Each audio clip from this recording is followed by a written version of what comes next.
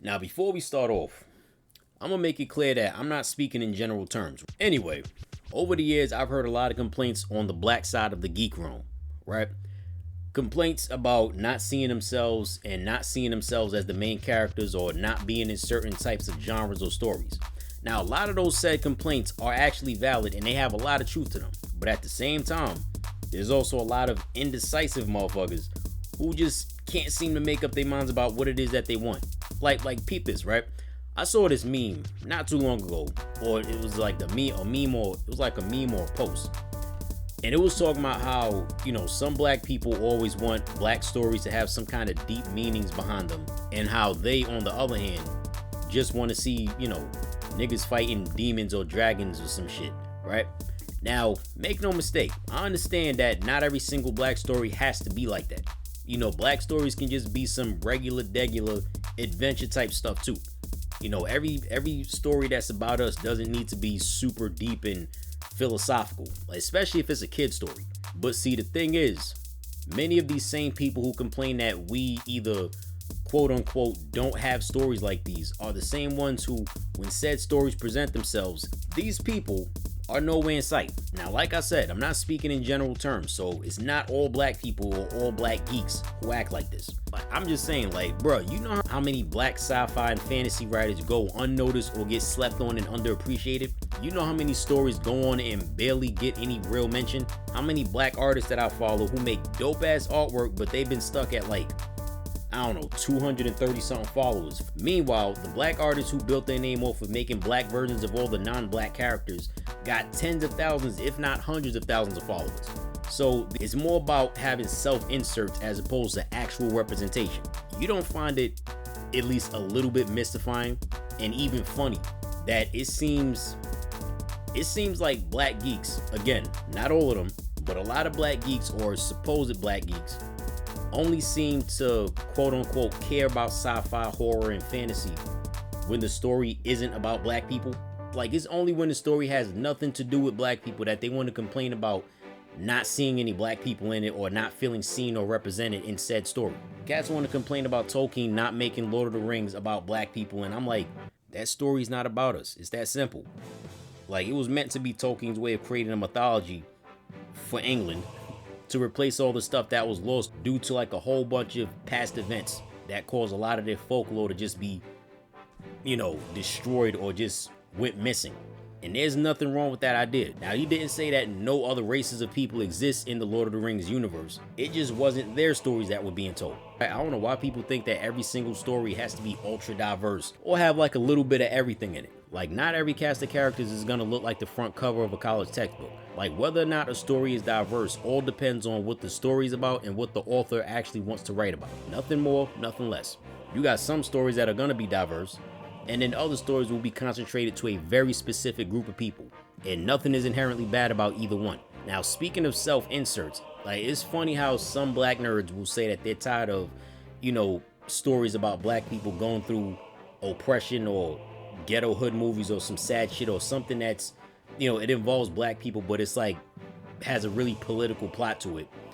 But at the same time, they will sit up there and watch things like Attack on Titan and talk about how much the Eldians and their struggle resonates with them as black people, or how the Uchihas are low-key black people, despite the fact that there's literally an entire village full of actual black ninjas, or how the Saiyans are an allegory for black people, or how any other character with a non-human skin tone is actually a black person because they went through some kind of oppression. Or they'll say that because the voice actor for the character is black, then the character is also black.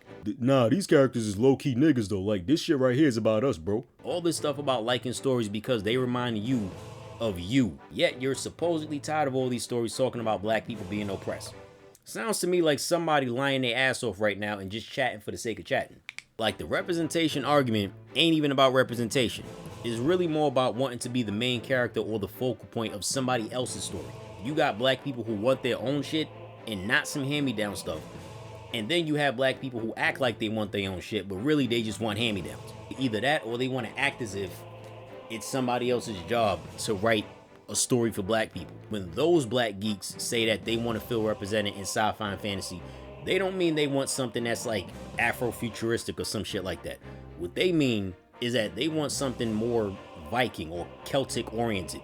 Basically, they want the whitest Anglo-Saxon shit to be their story, but with black people, as opposed to, you know, the people who would actually be in that setting. And it's funny how, like, anytime they think fantasy, their minds default to something European. Like a fantasy story or even a medieval fantasy story can't possibly take place anywhere else with different folkloric and mythic creatures behind it. But that's not as popular as the European stuff. Nothing gets popular by itself or by some mystical means. People make shit popular by taking the time to invest in the story. You can't complain about seeing the same thing over and over and over and over and over and over and over and over and over and over and over. But when something that's actually new comes along, you just dismiss it because it's unfamiliar. Nigga, do you even know what new means? I want to see something brand new and out of the norm from what I usually watch, but it gotta be familiar at the same time. What kind of shit is that? Like, it's nonsensical to say that you're tired of seeing one thing and want to see something new. Like black people fighting demons and dragons on the left butt cheek of Mars or some shit. Knowing damn well that if they made such a series or even a movie, I don't care how well put together and high budget it actually is, your ass is most likely not gonna show up to watch it. I bet you'll sit your ass down to play catch up with every season of like Snowfall, BMF, and Power from book 1 all the way up to 20 if they decide to stretch it out that damn far. But you tired of seeing the same shit. And people wonder why so many shows end up getting canceled. Like, let me tell you something. Shows don't get canceled because they're doing too well or because they're making too much money or they have too big of an audience. In fact, the very opposite of a show is what gets them canceled. Because like any business that wants to stay in business, no network is going to want to continue a show for a phantom audience and just bleed away money until the bank is dried in the crackhead's lips. Businesses are maintained by money, not by magic and not by likes. It's a fact. This idea that it's the job of white writers and Japanese mangaka to create narratives for black people is akin to like you going outside your house and you look at your neighbors taking care of their lawn and you see that their lawns look all nice and well maintained. Then you look at your own lawn, all dissatisfied, and you look back at your neighbors talking about how come they don't water our grass like that? Motherfucker, that's your grass. You supposed to water that shit. You got a lot of people who have this mentality of grass is greener on the other side.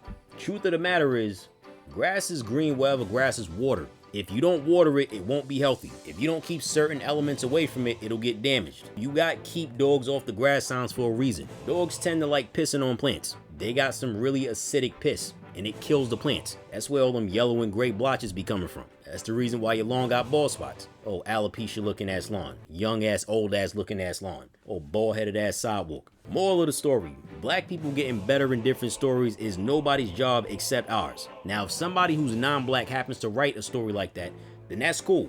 But the burden of responsibility is on black people's shoulders. If you're not the ones that's writing the narrative, you don't get to call the shots. That's how it works for everybody. It's either we put in the work or it ain't happening. Peace.